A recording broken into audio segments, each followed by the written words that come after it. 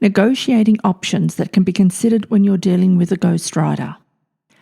Note, I'm not offering legal advice. All material presented is intended for you to consider consulting an intellectual property solicitor or attorney, because this could save you a lot of money if you have to resolve a dispute later. It's critical that before work commences, negotiations have to be agreed upon on paper and signed by both parties. A joint venture partner. This is a partnership agreement in a joint venture book between two or more people. Ghostwriters receive up to 50% of revenue in exchange for possibly waiving the upfront fees. Revenue shares, also called the royalty deal. And the way it works is the ghostwriter, by working with an author, stands to receive a percentage of the book's revenue. Now, a ghostwriter will receive 5 to 20% of the profits or royalties. Bylines and acknowledgements. A byline is a short phrase that indicates the name of the author of the book or article. An acknowledgement page is a place where the author has an opportunity to thank people and give them credit for their contribution.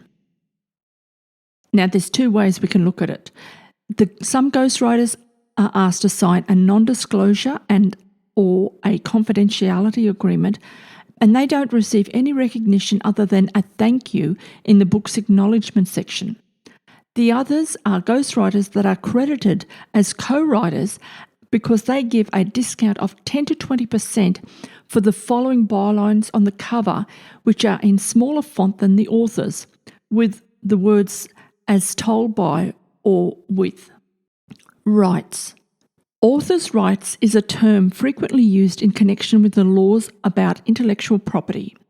Author's rights belongs to the author of the literary or artistic work and provides protection on how the author decides their works are to be used. As the author of the book, ensure that you retain 100% of all rights to your book. This means the print license, all film, TV, foreign and adaptation rights, as well as the copyright. Copyright is a property right which exists to protect the expression of ideas and use of works by the author and publishers. The law usually states that the copyright owner is the creator of the works. Therefore, the ghostwriter must include in their contract a provision where the ghostwriter is assigning their copyright to the author. Sometimes this means that the copyright becomes the author's after final payment to the ghostwriter. Quote by Bob Kane. The trouble with being a ghostwriter or artist is that you must remain rather anonymously without credit. If one wants the credit, one has to cease being a ghost and to become a leader or innovator. End quote. Ken Shelton served as a writer-editor on Stephen Covey's The 7 Habits of Highly Effective People, which was first published in 1980 and sold several millions of copies. Your writer and ghostwriter agreement.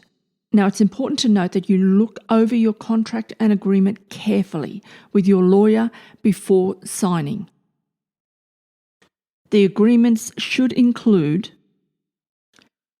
deliverables, which is the scope of the works.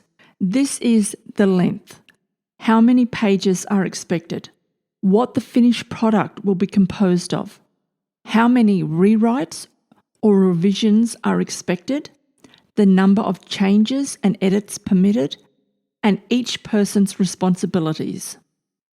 Detail each person's responsibilities, specifying any responsibilities that the parties must do to complete the contract. For example, who is providing the background information, the editing, research, etc. Confidentiality. The confidentiality clause includes when your manuscript is used in a portfolio. Timelines.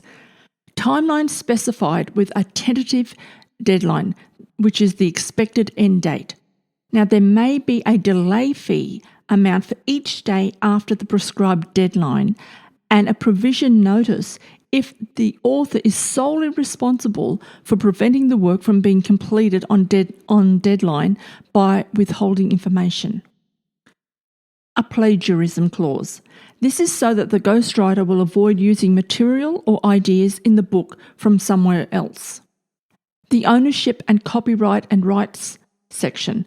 This is assigning the ghostwriter's copyright to the author, the no subcontracting clause, the author's right to print license, all film, TV, foreign and adaptation rights, the royalty clause, and negotiated options.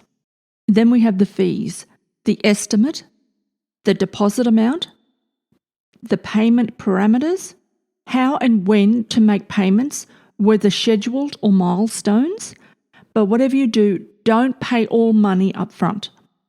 It also contains what conditions might make the price escalate and a cancellation fee.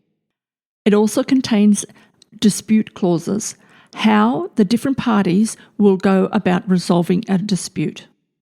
And finally, we have the termination rights. This is an escape clause that permits either party to terminate the contract. Quote by Brady Corbett. I actually was doing ghostwriting jobs since I was 17 years old, so I've been supporting myself off and on with writing jobs for almost 10 years. But those were all things that I did off the books, and now I do a lot more writing on the books. End quote. Quote by Hilary Lifton. I think one of the big things that comes out of ghostwriting for me is real compassion for the complexity of fame. End quote.